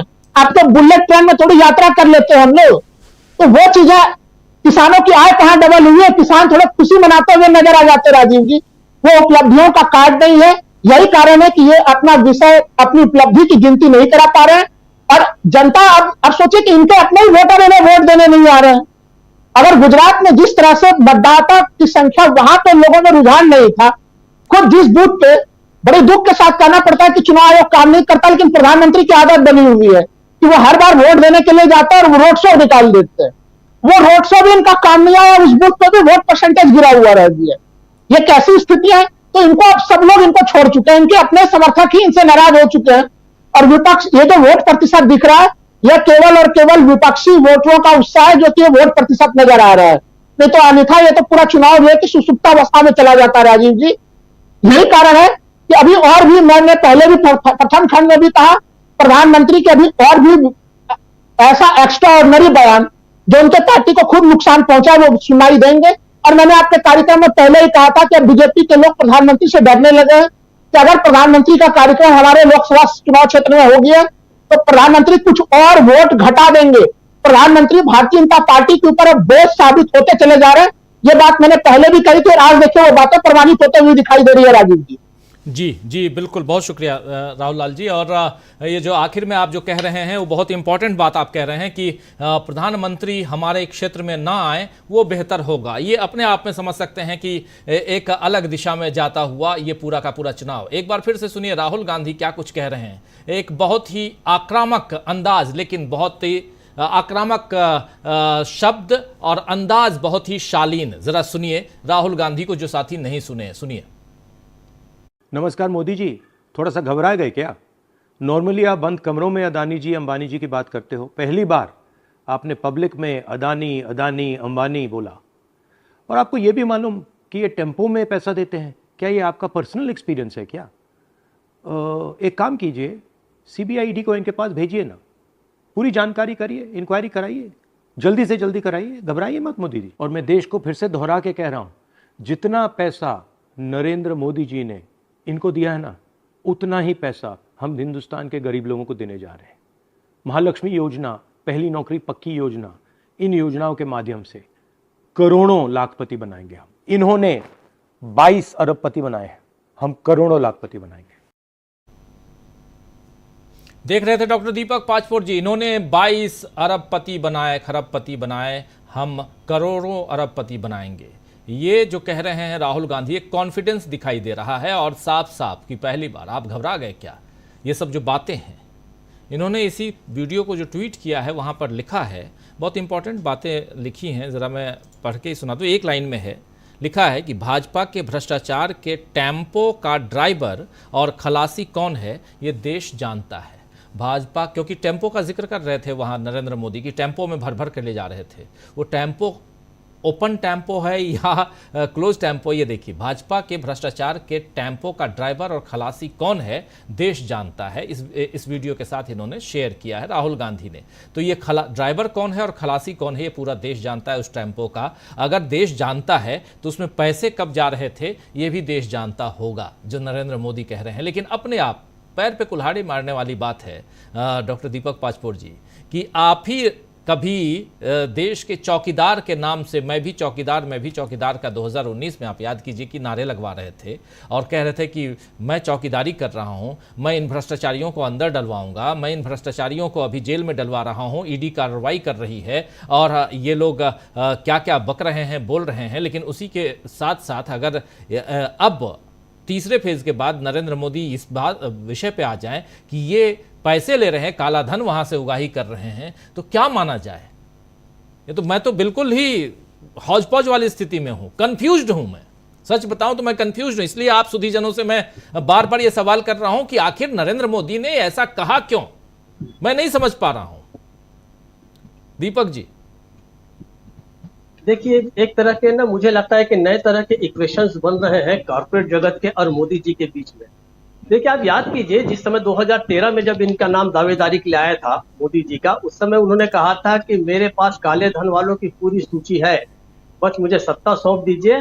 न केवल विदेश के पैसे, अगर उनके पास काला धन विदेश में कहाँ कहाँ जमा है इसकी सूची उनके पास थी, तो भारत के लोगों की काले धन की सूची तो निश्चित रूप से रही होगी। ये बड़ा गंभीर मामला है कि आप ये जानते थे, क्योंकि आज जो कह रहे हैं कि काला धन है, और सबसे बड़ी बात, उन्होंने अदानी अंबानी का बहुत बड़ा अपमान किया है। उन्होंने ये कहा है कि ये चोरी का पैसा गया है कांग्रेस के पास। इसका मतलब है कि ये उन्हें ये भी पता है कि अदानी और अंबानी जो है वो चोरी कर रहे हैं, यही चोरी का पैसा इनके पास गया है। खैर, जब इन्होंने कहा था कि मेरे पास सब कुछ पता है, किसका किसका काला धन है, किसका पर नहीं है, तो इसका मतलब एक और गंभीर बात ये निकलती है राजीव जी कि आपको पता था कि इन लोगों के पास काला धन है, फिर भी आप उनके हवाई जहाज में बैठकर आप प्रधानमंत्री पद की शपथ लेने आते हैं, तो इसका क्या अर्थ निकाला जाए? इसका मतलब जो अभी तक लोग कह रहे थे, खासकर विपक्ष कह रहा था, राहुल गांधी कह रहे थे, पूछ रहे थे बार बार कि ये रिश्ता क्या कहलाता है, ये तो बताइए, तब आप लगातार चुप रहे थे। मतलब जितने 103 बार से क्या, और कई बार संसद के अंदर पूछा, कई लोगों ने पूछा, मनोज झा ने पूछा, संजय सिंह ने पूछा, महुआ मोइत्रा ने अटैक किया अदानी अंबानी को लेकर, लेकिन इन्होंने कभी भी जबान नहीं खोली। ऐसे वक्त में जब इन्होंने एक ही विषय पर कभी नहीं बोला था, यही वो विषय था कि इनका रिश्ता क्या है इनसे, आज अचानक जब बोल पड़े हैं, तो मुझे ये लगता है कि या तो इनके संबंध अदानी और अंबानी से या तो बिगड़ चुके हैं या बिगड़ने वाले हैं, क्योंकि अब कॉर्पोरेट लॉबी को ये पता चल गया है कि शायद मोदी जी के नेतृत्व में अगली सरकार नहीं बनेगी। तो ये भी हो सकता है कि मोदी जी जब जान चुके हैं कि अगला स्पॉन्सरशिप मुझे नहीं मिलने वाला है इस उद्योग जगत की ओर से, जिसके जो नेतृत्व कर रहे हैं अदानी और अंबानी, जिसने सबसे ज्यादा फायदा जिनको मिला है मोदी जी से, तो उनको अगर नाराज कर रहे हैं, मुझे ऐसा बिल्कुल नहीं लग रहा है कि ये अचानक से ही कुछ उन्होंने बोल दिया, जैसे बहुत सारी चीजें बोल देते हैं।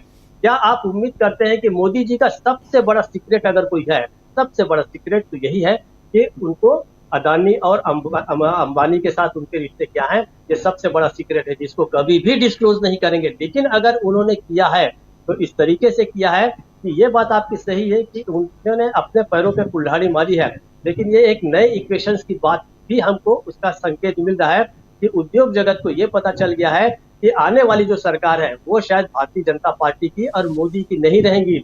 इसलिए मोदी जाते जाते जो है वो एक्सपोज करके जाना चाहते हैं कि ये जो दो लोग हैं इनके पास काला धन बहुत है, तो आने वाली सरकार जो है वो इसका ख्याल रखे। दूसरी बात, पूरे के पूरे भारतीय जनता पार्टी में अब लगता है मोदी पूरी तरीके से अकेले रह गए हैं। अब वो जो कुछ बोल रहे हैं वो खुद ही उसको क्रिएट करते हैं, खुद ही उसको प्रेजेंट करते हैं, प्रस्तुत करते हैं लोगों के सामने, और खुद ही उसको एंजॉय करते हैं। 1966 में एक फिल्म आई थी राजीव जी, सुनील दत्त की, उसका नाम था यादें। उस यादें में पूरा अकेले ही कलाकार थे वो, आपको याद होगा। और अंतिम सीन में मृतक उनकी पत्नी नरगिस की केवल एक छाया दिखती है। ये फिल्म थी, वो फिल्म का पहला शो भी पूरा नहीं हुआ और लोग छोड़ के चले गए थे। मुझे लगता है कि मोदी जी की ये वही फिल्म है जिसका आखिरी सीन आ गया है। अब इसमें अदानी और अंबानी की केवल छाया जो है, परछाई जो है वो दिख रही है, बाकी सब खत्म हो चुका है। दूसरी बात, इन चीजों को लेके अब विदेश में भी देखिए बहुत सारी इसके बारे में बातें होने लग गई है। जिस ऑस्ट्रेलिया की हम बात कर रहे हैं, अदानी को वहां भी ठेका दिलाने की की थी, वहां के लोगों ने इसका विरोध किया था, अदानी के खिलाफ बहुत बड़े आंदोलन वहां पे चले थे।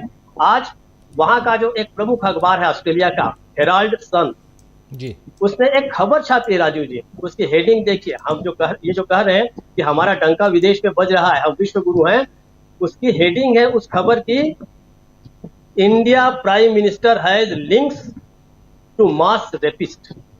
भारतीय प्रधानमंत्री का संबंध सामूहिक बलात्कारी से है, ये खबर है।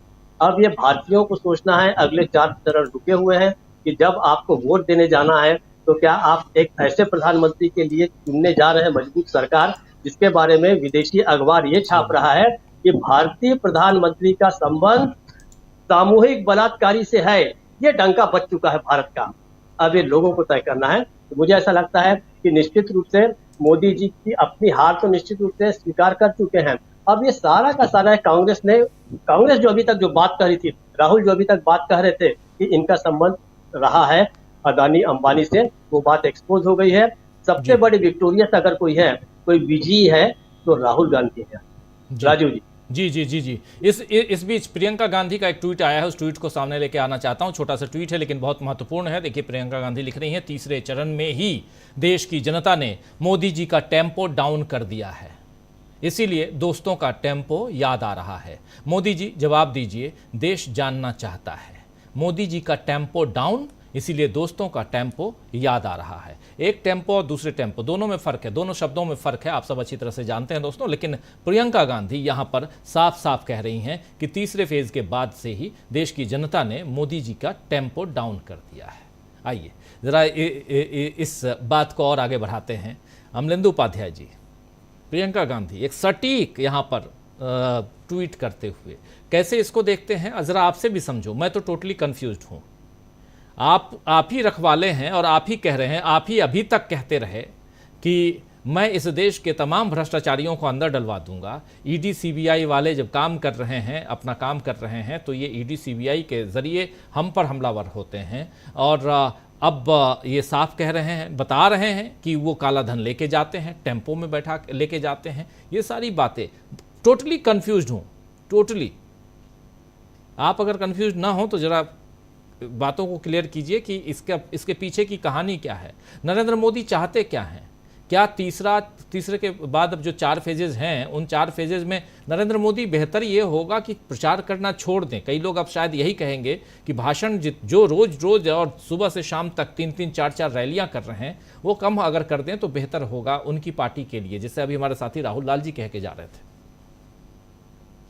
राजीव जी, एक तो मुझे लगता है कि प्रधानमंत्री नरेंद्र मोदी जो है वो अकबकाए हुए हैं और सकबकाए हुए हैं। प्रधानमंत्री को समझ में नहीं आ रहा है कि उनके साथ हो क्या गया है और क्या देश की जनता ने उनके साथ कर दिया है। प्रधानमंत्री की, राजीव जी, एक तरीके से घबराहट जो है वो सामने आ रही है जिस तरीके से प्रधानमंत्री बातें कर रहे हैं। प्रियंका गांधी चूंकि राजनेता है तो वो एक राजनेता के तौर पर ट्वीट कर रही है, या राजनेता के तौर पर कह रही है कि टेम्पो जो है उनका जनता ने बिगाड़ दिया है, इसलिए उनको मित्रों का टेम्पो याद आ रहा है। लेकिन राजीव जी, निश्चित तौर पर जनता ने मोदी जी का जो है हुलिया बिगाड़ दिया है और तभी प्रधानमंत्री इस तरीके की बातें सब कर रहे हैं। सबसे पहली बात तो राजीव जी ये कि मोदी जी ने ये मान लिया है कि अडानी और अंबानी के पास काला धन है। अडानी और अंबानी जो है वो टेम्पो में भर भर के काला धन भेजते हैं। ये प्रधानमंत्री ने आज जो है खुले मंच से स्वीकार किया है। तो जब प्रधानमंत्री को मालूम है कि अडानी और अंबानी के पास काला धन है, वो टेम्पो में भर भर के काला धन भेजते हैं, तो अडानी और अंबानी के खिलाफ प्रधानमंत्री की ईडी और सीबीआई ने अब तक क्या कार्रवाई की? प्रधानमंत्री ने 10 साल में जिन भ्रष्टाचारियों को जेल भेजने की बातें की थी, कभी प्रधानमंत्री ने 10 साल में इन भ्रष्टाचारियों के नाम क्यों नहीं लिए? 10 साल के बाद आज प्रधानमंत्री को दिव्य ज्ञान की प्राप्ति कैसे हुई कि अडानी अंबानी भी भ्रष्टाचारी है? तो कुल मिला के राजीव जी, जो मसला ये है कि प्रधानमंत्री समझ नहीं पा रहे कि उनको करना क्या है और करना क्या नहीं है। या राजीव जी, ये हो सकता है कि जो कहावत है कि गंगाधर ही शक्तिमान है, शक्तिमान ही गंगाधर है, तो प्रधानमंत्री का अपने मित्रों के साथ कुछ अनबन हो गई हो, मित्रों ने समझ लिया हो कि अब फकीर के जो है झोला उठाने का समय आ गया हो। राजीव जी, होता ये कि राजनेताओं के साथ की वो बेनामी संपत्तियां जो होती हैं, वो ऐसी पूंजीपतियों को हवाले कर दी जाती है कि भाई ठीक है, तुम करो, हमारी रहेगी। बताया जाता है कि एक जो स्वर्गवासी हो गए, पता नहीं स्वर्ग में गए कहाँ गए हैं, बहुत से उन्होंने निवेशकों का पैसा हड़प लिया। अपने कारकुन जो थे, अपने मुलाजिम थे, उनकी भी सैलरी वैलरी कई साल तक की उन्होंने नहीं दी। तो उनके में भी जो है बहुत से राजनेताओं की पूंजी जो थी वो लगी हुई थी, और वो पूंजी शायद वो दबा ली गई, तो उनके संबंध भी काफी बिगड़ गए। तो ये भी हो सकता है राजीव जी कि वो व्यापारियों को लग गया हो कि गंगाधर का जो है वो झोला उठाने का समय आ गया है, तो वो पूंजीपति बेईमानी पर तो आए हो। तो ये भी कहा जा रहा हो कि ठीक है, हम लोग तुम्हारा ही काम खराब कर देते हैं, राहुल गांधी आ रहा है, तुमसे ढंग से निपटेगा कायदे से।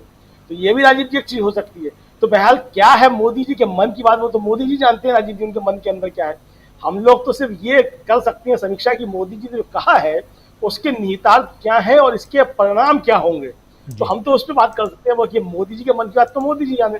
इसके परिणाम राजीव जी कुल मिलाकर के ये होंगे कि अब जनता ये सवाल पूछने लगेगी कि भाई आपने जब नोटबंदी की थी काला धन करने मतलब निकालने के लिए, तो आपके जो ये मित्र थे इनके पास काला धन कहाँ से आ गया जो ये टेम्पो में भर भर के देते थे।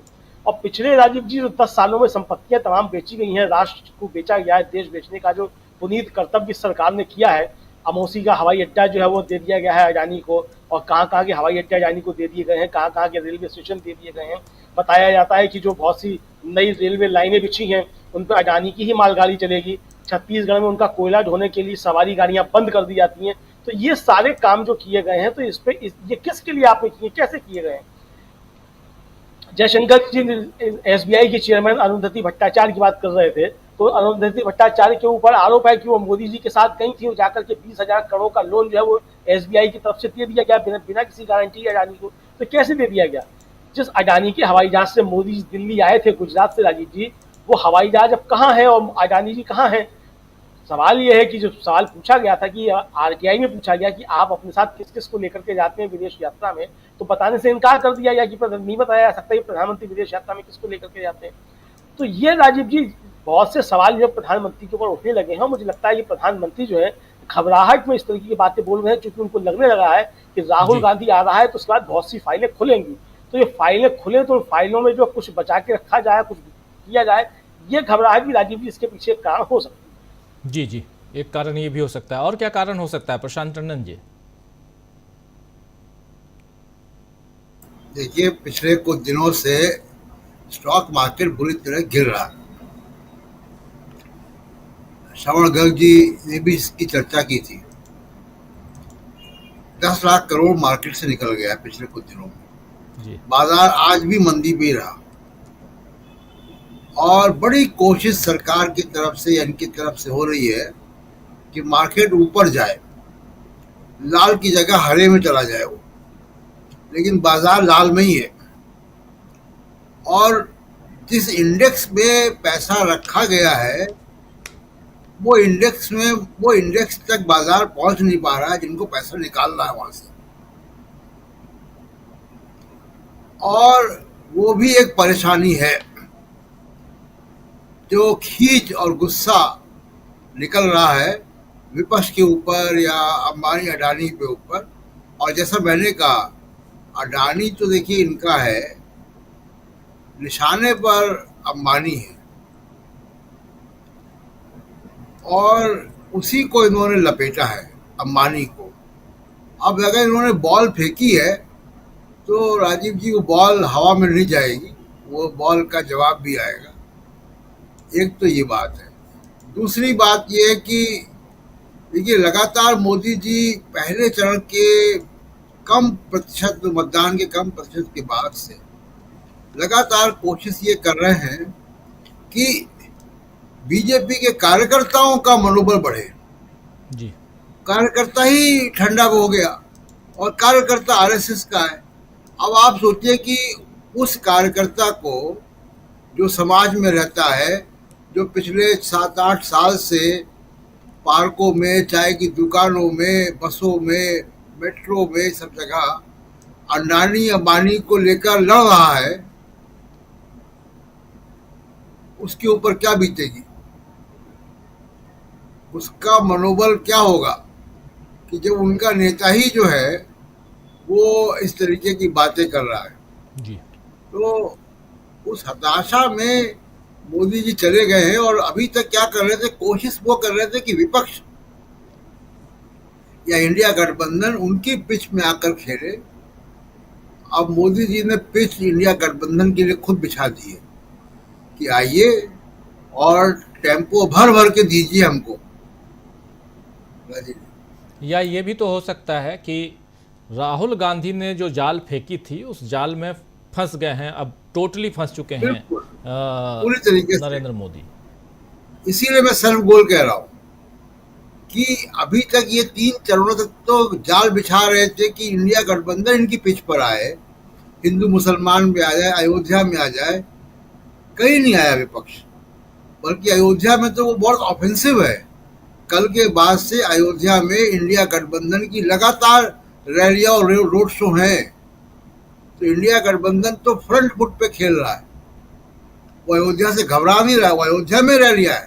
अखिलेश यादव और राहुल गांधी की हैं, अगले कुछ दिनों में हम लोग देखेंगे जी। तो ये चले गए इंडिया गठबंधन और राहुल गांधी की पिच पर, और अब खेल जैसे आपने कहा ना शुरू में कि चुनाव में मजा आएगा, तो चुनाव में वाकई अब मजा आएगा।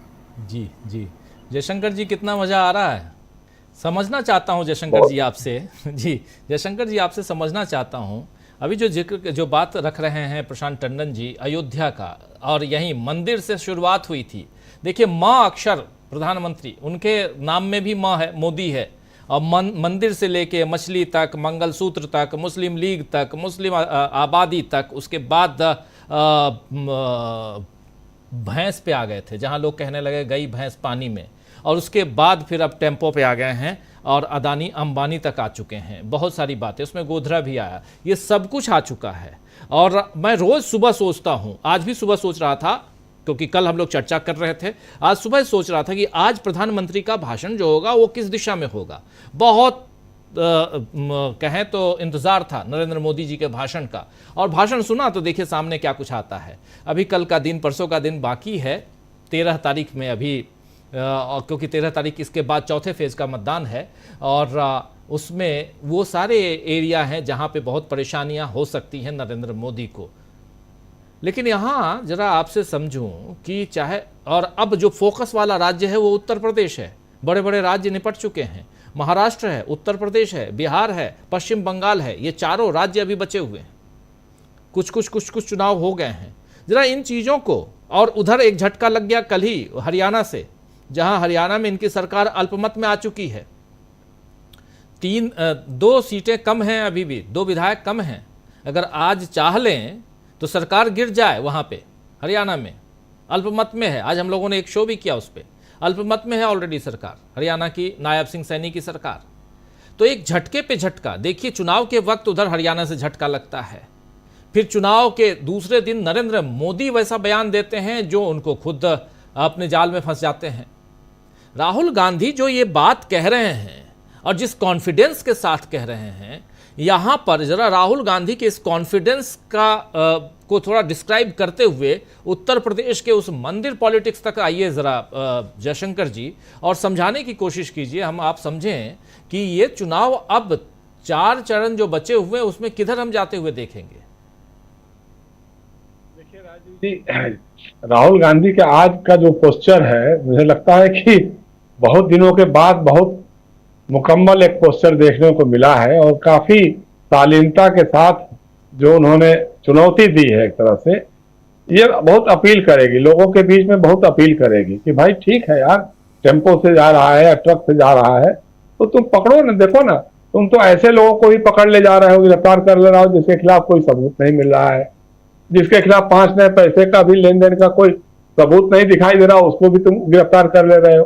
तो हमको भी कर लो ना, पता करो ना कि टेम्पो कहाँ गया था, हैदराबाद में गया था, सिकंदराबाद में गया था, या वहां से टेम्पो से दिल्ली आ गया था, कैसे क्या हुआ था इसका पता करो, ईडी तुम्हारे पास है, उसे गिरफ्तार करा लो। तो वो तो आप कर रहे हैं। देखिए, मुझे लगता है कि पहली बात तो यह है राजीव जी कि इनके सारे मुद्दे धराशायी हो रहे हैं, फुस हो रहे हैं, एक भी मुद्दा इनका क्लिक नहीं कर पा रहे हैं। तो मुझे लगता है कि एक तो इनको खोज होगी ऐसे लोगों की जो इनको सही मुद्दे सजेस्ट कर सके। हालांकि अब सब निकल चुका है, 283 सीटों पे मतदान हो चुका है, फैसला हो चुका है, अब कुल जमा 260 सीटें बची हुई हैं, तो उससे बहुत ज्यादा अब कुछ होने वाला लगता नहीं है।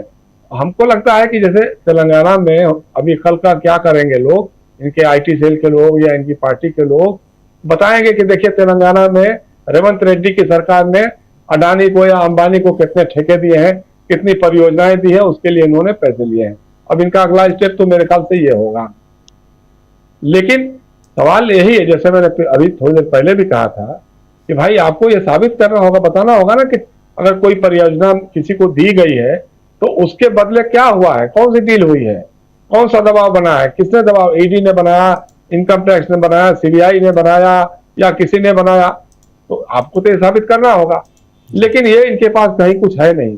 और जो चुनाव आपने कहा था ना, ये अभी तीसरे चौथे 5वें चरण में तेलंगाना में भी चुनाव है, आंध्र प्रदेश में भी चुनाव है, उड़ीसा में भी चुनाव है और तेलंगाना में इनको खिसकती हुई जमीन खिसकते हुए नजर आ रही है। इनके पास जो सीटें हैं 4 सीटें हैं, मेरे ख्याल से अगर 1 या 2 सीट रह जाए इनके पास तो बहुत बड़ी बात होगी, नहीं तो वो भी जा सकती है। तो धीरे धीरे आंध्र प्रदेश में इनका कुछ चंद्रबाबू नायडू के साथ समझौता हुआ, लेकिन वो भी कुछ बहुत कारगर भूमिका दिखाते हुए नहीं नजर आ रहा है। तो हर तरह से एक तरह से निराशा और हताशा ही मिल रही है। और जहां तक अयोध्या की बात कर रहे हैं आप, देखिए बार बार ये घेरने की कोशिश कर रहे हैं अयोध्या के नाम पे, प्राण प्रतिष्ठा के मामले पे, लेकिन इस बात का इनके पास कोई जवाब नहीं सूझ रहा है कि भाई शंकराचार्यों ने क्यों विरोध किया। आपके आधे अधूरे निर्मित मंदिर का में जो प्राण प्रतिष्ठा की, उसका विरोध शंकराचार्यों ने क्यों किया, ये आपको बताना चाहिए, तो बता ही नहीं रहे हैं जी। और दूसरी बात है कि राहुल गांधी या सोनिया गांधी या कांग्रेस के लोग या अखिलेश यादव विश्व हिंदू परिषद के किसी कार्यक्रम में क्यों जाएं? जिसको जाना होगा, जिसकी आस्था होगी वो जाएगा, जब चाहेगा तब जाएगा। आपके कहने से जाएगा क्या? आप कोई ठेका लिया आपने, डेट तिथि निर्धारित करेंगे कि साहब ये शुभ मुहूर्त है सोनिया गांधी के लिए, शुभ मुहूर्त है अखिलेश यादव के लिए या राहुल गांधी के लिए।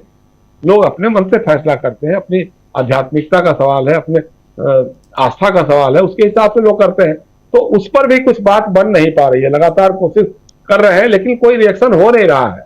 लोग कह रहे हैं कि यार कब तक मंदिर मस्जिद की बात करता रहेगा ये आदमी, अब रोजगार की तो बात कर लो यार, किसानी की बात तो कर लो यार, महंगाई की बात तो कर लो यार, भ्रष्टाचार की बात तो कर लो यार।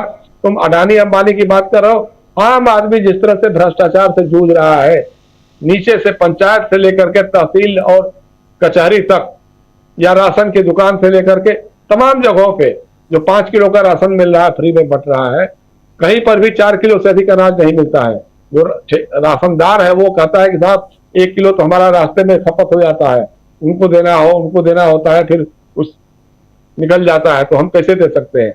तो इस तरह की भी चीजें हो रही हैं। लोग अब सवाल करें कि भाई 10 साल हो गया यार, तुम काला धन की बात कर रहे हो। पहले ही कह दिया कि साहब विदेशों में इतना काला धन जमा है कि वो हम लेके आएंगे, और लेके आएंगे तो जितने टैक्स पेयर है, ईमानदार करदाता है, आयकरदाता है, उनका कर तो ऐसे ही माफ, उनको कर नहीं देना पड़ेगा। फिर कहा कि साहब इतना ज्यादा पैसा आएगा, इतना ज्यादा जमा है वहां पर, और वो जो नाखून खुजाने वाला है वो भी बोलता था ना कि इतना काला धन है कि 35 रुपए पेट्रोल बिकेगा और ये करेगा, ये आ जाएगा, ये इकोनॉमी हो जाएगी। मोदी जी ने कहा कि साहब हम लाएंगे विदेशों से काला धन, तो 15-15 लाख रुपए तो यूं ही सबके खाते में चला जाए। वो काला धन आज तक कहीं दिखाई नहीं दिया। फिर उन्होंने कहा कि साहब काला धन को निकालने के लिए नोटबंदी किया, नोटबंदी में कितने लोग मर गए, कितने लोग तबाह हो गए, कितने लोगों की नौकरियां चली गई, उद्योग धंधे ठप हो गए, चौपट हो गए। आज तक पता नहीं चला कि नोटबंदी से काला धन खत्म हुआ कि नहीं खराब हुआ। अभी हाल में तो 2000 का नोट, पहले तो लोगों ने आश्चर्य किया कि यार 5000 का नोट बंद करके और 500 का नोट बंद करके फिर से इस आदमी ने 500 का एक नया नोट और 2000 का नोट क्यों चला दिया। फिर अभी 2000 का नोट भी आपने कहा कि वापस ले लेंगे हम, 2000 का नोट भी वापस ले लिया, फिर भी काला धन। तो मतलब समझ में आने वाली बात नहीं है कि क्या आप कहना चाहते हैं, क्या कर रहे हैं।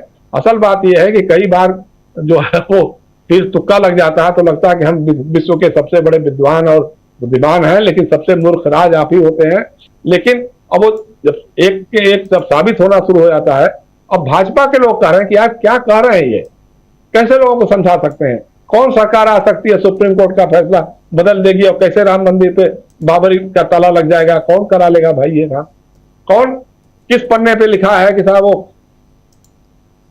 मंगलसूत्र और जो है सोने और चांदी और जेवर के जो बढ़िया है घर में रखा हुआ है, उसका एक्सरे कर करके और निकालेंगे और उन लोगों को दे देंगे जिनके घर में जो ज्यादा बच्चे पैदा करते हैं।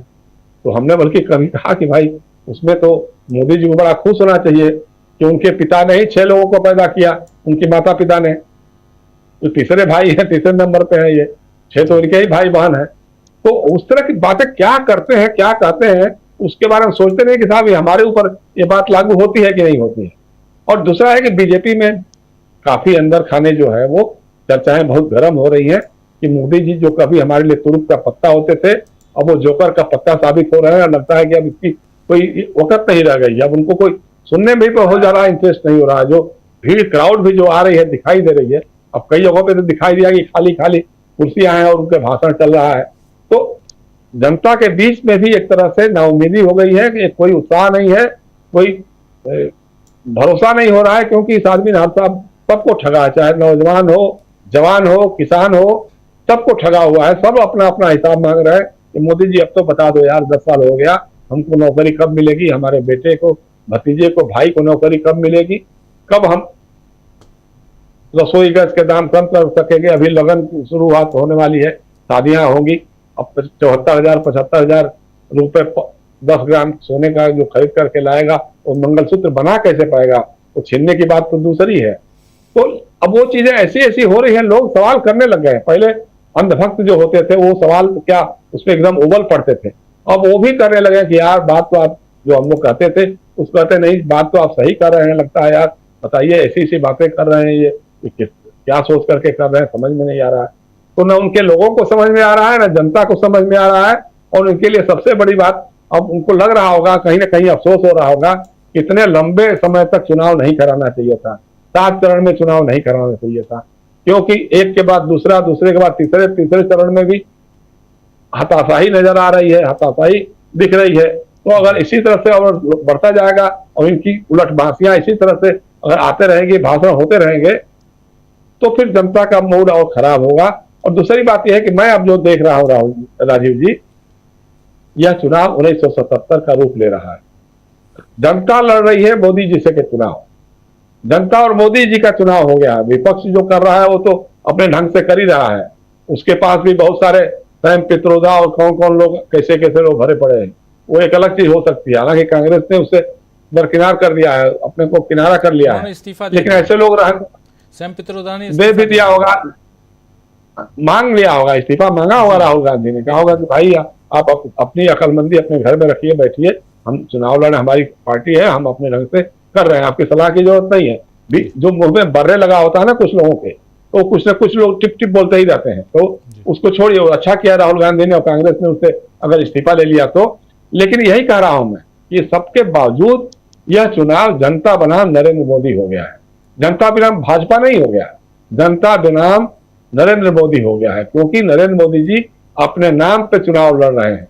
और जैसा मैंने कहा ना अभी थोड़ी देर पहले, उनके सारे पन्ना प्रमुख जो हैं अब वो करवट बदल करके पन्ने पर सर रख करके सिरहाने पर सो रहे हैं, और मतदान का परसेंटेज बढ़ नहीं रहा है, कहीं नहीं बढ़ रहा है, उत्तर प्रदेश में भी नहीं बढ़ रहा है, बिहार में नहीं बढ़ रहा है, बढ़ वहां रहा है जहां इनकी ताकत नहीं है। जी राजीव जी, बिल्कुल बिल्कुल। तो नरेंद्र मोदी ने आज अचानक अंबानी अडानी का नाम लेकर सबको चौंका दिया, और लेकिन उसके साथ साथ उन्होंने उन दोनों के पास जो काला धन है वो राहुल गांधी को वो दोनों दे रहे हैं, ये बता दिया। और ये अगर नरेंद्र मोदी जैसा प्रधानमंत्री, देश का प्रधानमंत्री, देखिए नरेंद्र मोदी हो या मनमोहन सिंह हो या उनसे पहले अटल बिहारी वाजपेयी हो या उनसे पहले के प्रधानमंत्री हो, कोई भी अगर भले चुनावी सभा में ही सही, कोई भी अगर इस ढंग की बातें करता है तो आखिर वो कह क्या रहा है, जरा सोचिए। क्या जिसके हाथ में सब कुछ है वही ये कहे कि काला धन, वही कहे कि ये लोग चोर हैं, ये काला धन रखे हुए हैं? तो राहुल गांधी उसी पे कहते हैं कि आपके पास तो सब कुछ है, जांच एजेंसियां फटाफट भेजिए, ईडी सीबीआई कहां है, उनको भेजिए और पता लगवाइए कि कितने काला धन है उनके पास में। क्या यहां से देश की राजनीति में एक नया मोड़ आने वाला है? ये बड़ा सवाल है दोस्तों, इसलिए क्योंकि दो व्यापारियों का जिक्र, दो क्या किसी भी ऐसे व्यापारी का जिक्र प्रधानमंत्री नरेंद्र मोदी नहीं करते थे, और आज वो भरी चुनावी सभा में इसका जिक्र करके कहीं ना कहीं अपने पैर में कुल्हाड़ी उन्होंने मार ली है, ये कहा जा सकता है। बहुत बहुत शुक्रिया अदा करता हूं जयशंकर जी आपका, प्रशांत टंडन जी आपका, डॉक्टर दीपक पाचपोर जी आपका, अमलेंदु उपाध्याय जी आपका, और साथ में जुड़े थे हमारे दो साथी प्रेम कुमार जी और राहुल लाल जी, आप सबका बहुत बहुत शुक्रिया।